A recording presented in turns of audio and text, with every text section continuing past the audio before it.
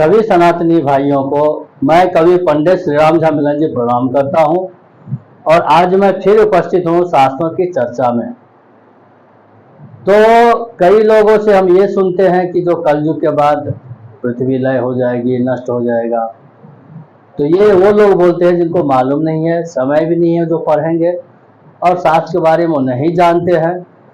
तो ये बात को हम नज़र में रख करके, ध्यान में रख करके आज हम ये बताएंगे जो कलयुग का कितने दिन के होते हैं, सतयुग कितने दिन के होते हैं, उसके बारे में हम लोग जानेंगे। और पृथ्वी प्रलय कब होगी, कितने वर्ष के बाद होगी, ये हम जानेंगे। तो चलो आज हम जानते हैं। सतयुग 17,28,000 वर्ष का एक युग है। सतयुग 17,28,000 वर्ष का एक युग है। त्रेता, ये सतयुग इसलिए कि एक से जो चालू होता है तो सतयुग से चालू होता है, सतयुग से शुरू होता है। तो सतयुग पहला युग है, तो पहला युग सतयुग है। अब दूसरा जो है सो द्वापर नहीं है, दूसरा त्रेता है, तीसरे नंबर का। तो वो क्यों है, नहीं है, इसके लिए हम फिर अगले वीडियो में चर्चा करेंगे। तो उसके बाद आता है त्रेता, सतयुग के बाद त्रेता। तो त्रेता 12,96,000 वर्ष की एक युग है। और द्वापर 8,64,000 वर्ष की द्वापर युग है। और कलयुग 4,32,000 वर्ष की है।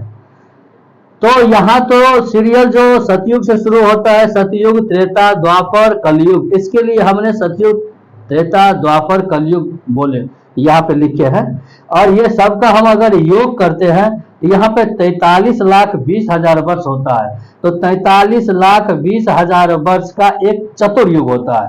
अब हम कैसे होता है, अब हम ये देखते हैं। अब आगे इसी बात को हम आगे लेते हैं। आगे देख लिए, ये 4,32,000 वर्ष, यहाँ 4,32,000 वर्ष को हम एक से गुना किए हैं तो 4,32,000 वर्ष ही होगा। एक से जिस किसी भी अंक को गुना करेंगे तो उतना ही होगा।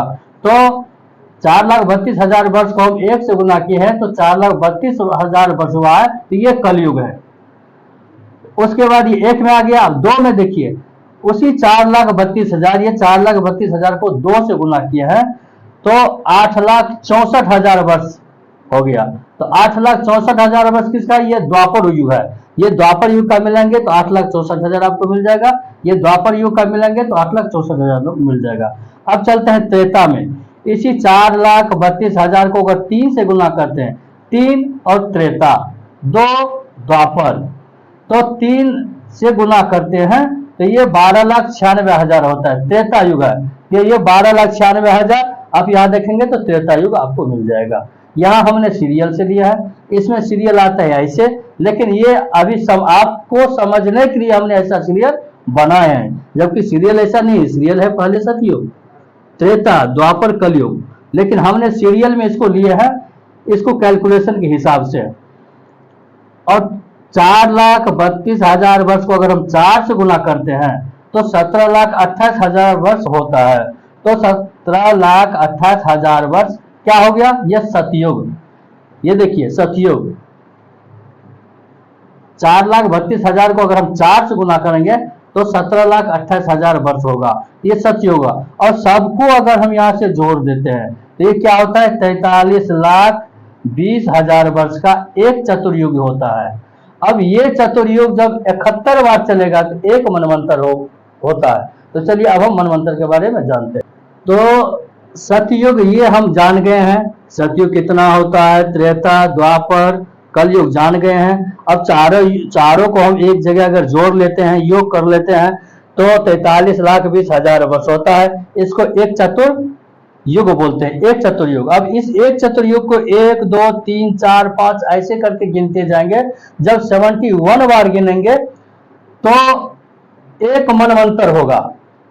तो हम यहाँ पे क्या किए हैं, ये संख्या को हम 71 से गुना कर दिए हैं। तो ये एक मनवंतर हो गया। 71 बार जब आएगा तो एक मनवंतर होता है।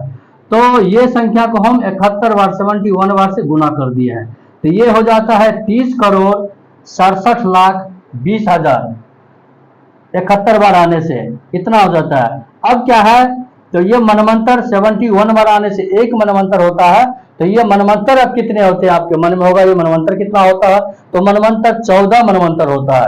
तो एक मनवंतर में इतनी संख्या आता है, तब 14 मनवंतर में कितना होगा। तो ये संख्या को हम यहाँ पे 14 से गुना कर दिए हैं।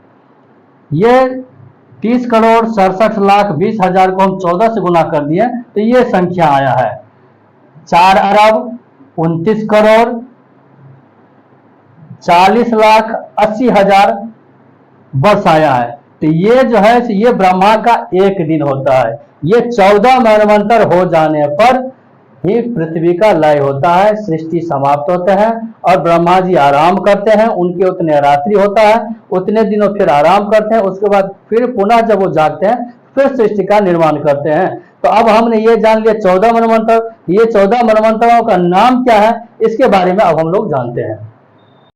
तो आप ये जान गए हैं कि चारों युगों को जोड़ करके जो योग बनता है वो एक चतुर्युग होता है। और ये चतुर्युग जब 71 बार आता है तो एक मनवंतर होता है। तो अब एक मनवंतर होता है तो आपके मन में हम वैसे दोहरा चुके हैं, फिर भी आपसे एक बार चर्चा कर लेते हैं। तो एक मनवंतर होता है 71 बार चतुर्युगी को व्यतीत होने पर तो मनवंतर कितने हैं, तो मनवंतर 14 है। ऐसे ही 14 मनवंतर है। और ये भी एक बात और जान लीजिए, जो ये 71 बार चतुर्युगी व्यतीत होता है तो एक मनवंतर होते हैं, तो अभी तक कितना व्यतीत हुआ है, तो 27 बार सतयुग चला गया है, 27 बार द्वापर युग गया है, 27 बार त्रेता युग गया है, 27 कलयुग बीत चुके हैं। अभी जो अपने लोग हैं 28वां कलयुग में है। इससे पहले 27वां सब कुछ बीत गए हैं। ये जब कहीं पे यज्ञ अनुष्ठान होता है उसमें जो संकल्प होता है वो संकल्प में आप सुनेंगे 28वां कलयुग का नाम लेते हुए सुनेंगे। तो 28वां कलयुग अभी वर्तमान में अपने लोग 28वां कलयुग में अभी अपने लोग हैं। तो युग कितना बीता है 27। और मनवंतर कितने बीते हैं, तो मनवंतर जो 6 मनवंतर बीत चुके हैं, 7वें मनवंतर में अपने लोग हैं। तो पहला मनवंतर अब हम जानते हैं वो मनवंतर कौन है। पहला मनवंतर स्वयंभू मनु है। वही मनु अपने अपने युग में एक एक मनु रहते हैं। स्वारोचिक मनु दूसरा, औतभी तीसरा, तामस चौथा, रैवत पाँचवा, चाक्षुष छठा, वैवस्वत मनु जो वर्तमान में मनु जो भी चल रहा है अपने लोग वैवस्वत मनवंतर संकल्प में जब होता है 18वीं शताब्दी में कलयुग के प्रथम चरण कलयुग के प्रथम चरण में है। और 7वां वैवस्वत मनु वर्तमान में चल रहा है। इससे पहले 6 बीत चुके हैं, चाक्षुष मनवंतर बीत चुके हैं और 7वें के बाद सावर्णिक मनु आएंगे। 9वां दक्ष सावर्णिक मनु है, 10वां ब्रह्म सावर्णिक मनु है, 11वां धर्म सावर्णिक मणि है, 12वां रुद्र सावर्णिक मणि है, 13वां रौच व देव बोलते हैं सावर्णिक मणि है और 14वां जो भौत व इंद्र सावर्णिक मनु है। तो ये 14 मनवंतर बीतने पे ब्रह्मा का एक दिन होता है। चतुर्युग चारों युग जब 71 बार बीत जाते हैं तो एक मनवंतर होते हैं और 71 बार बीतते पे एक मनवंतर होते हैं। 14 मनवंतर बीत जाने पे एक ब्रह्मा का दिन होता है। फिर ब्रह्मा जी आराम करते हैं और सृष्टि का प्रलय होता है। ये कलयुग के बाद प्रलय नहीं होगी, अभी बहुत आने को बाकी है, बहुत कलयुग आने बाकी है। तो हमने प्रयास करके यहाँ लाए हैं आप लोगों की जानकारी के लिए, सनातन भाइयों की जानकारी के लिए, सनातनियों की जानकारी के लिए लाए हैं, ताकि कुछ ज्ञान कभी कभी जाने अनजाने में भी मिले। तो कहीं भी आपको जो है सो मुँह कोई बोले तो आपको बुद्धू ना बोलना पड़े, आपका इंसल्टी ना हो और आप सबसे आगे आकर के खुल के बोलते। और यदि आप चाहते हैं कि सनातन जागे और आप हमारा प्रोत्साहन करना चाहते हैं तो आप ये वीडियो को लाइक ज़रूर करेंगे, शेयर भी करेंगे और सब्सक्राइब भी ज़रूर करेंगे। ये सनातनियों को जानकारी के लिए मैं ये वीडियो बना रहा हूँ। वैसे बहुत लोग सब्सक्राइब भी किए हैं और हमारे प्रोत्साहन को बहुत बढ़ाए भी हैं। इसके लिए मैं सभी से आभार भी व्यक्त करता हूँ और फिर सभी सनातनियों को मैं प्रणाम करता हूँ।